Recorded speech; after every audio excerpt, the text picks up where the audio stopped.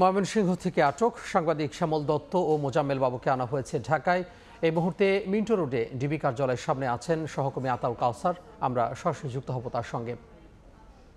আনুমানিক 15 মিনিট আগে সাংবাদিক শ্যামল দত্ত এবং সাংবাদিক মোজাম্মেল বাবুকে বহনকারী যে গাড়িগুলো রয়েছে সে গাড়িগুলো ঢাকা মহানগর গোয়েন্দা পুলিশ কার্যালয়ে প্রবেশ করে। এই গেট দিয়ে কিছু সময় আগে যেমনটি আমি বলছিলাম সে গাড়িগুলো প্রবেশ করেছিল এবং আমরা তখন দেখেছি যে সেনাবাহিনীর একটি টিম তাদেরকে এসকর্ট দিয়ে নিয়ে এসেছে। আগে পেছনে সেনাবাহিনীর গাড়ি ছিল এবং মাঝখানে বেশ কয়েকটি মাইক্রোবাস ছিল, যে মাইক্রোবাসগুলোতে ডিবির যেই নেম প্লেট সেটি ছিল এবং আমরা তাতে বুঝতে পারছি যে সেই ডিবির গাড়িতে করেই তাদেরকে আনা হয়েছে। এর আগে আপনারা জানেন যে আজ ভোরে ময়মনসিংহের ধোবাউড়া সীমান্ত এলাকা থেকে মোট 4 জনকে আটক করে স্থানীয় থানায় সোপর্দ করেছিল জনগণ এবং সেখানে সাংবাদিক শ্যামল দত্ত এবং সাংবাদিক মোজাম্মেল বাবু ছিলেন।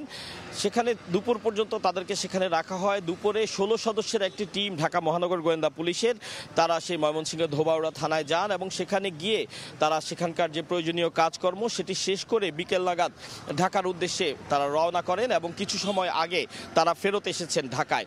আমরা যতটুকু জানতে পেরেছি ময়মনসিংহে তাদের নামে কোনো ধরনের কোনো মামলা নেই এবং তার প্রেক্ষিতে ময়মনসিংহ থানার ওসিও জানিয়েছেন যেহেতু তাদের নামে সেখানে কোনো মামলা নেই, তাদের নামের অধিকাংশ বা যে মামলাগুলো রয়েছে সেগুলো ঢাকার বিভিন্ন থানায়, সে প্রেক্ষিতেই তারা ঢাকা থেকে যে টিমটি গিয়েছেন তাদের কাছে আইন অনুযায়ী তাদেরকে হস্তান্তর করেছেন।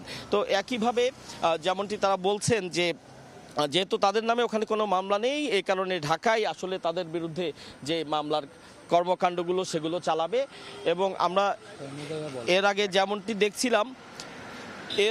যেমনটি আমরা দেখছিলাম যে দেখেছি বিভিন্ন আটকের ক্ষেত্রে যে তাদেরকে এনে ঢাকা মহানগর গোয়েন্দা পুলিশ কার্যালয়ে রাখা হয় এবং 24 ঘন্টার মধ্যে যেহেতু তাদেরকে আদালতে হস্তান্তর করার একটি বাধ্যবাধকতা রয়েছে সেক্ষেত্রে 24 ঘন্টার মধ্যে আটকের 24 ঘন্টার মধ্যে তাদেরকে আদালতে সোপর্দ করা হবে। তো সেই অনুযায়ী আগামীকালকেই কোনো একটি সময় তাদেরকে আদালতে নেওয়া হবে। তবে ঠিক কোন মামলায় তাদেরকে গ্রেফতার দেখানো হবে সে বিষয়টি এখনো পর্যন্ত মহানগর গোয়েন্দা পুলিশের কাছ থেকে আমাদেরকে কোনো কিছু নিশ্চিত করা হয়নি।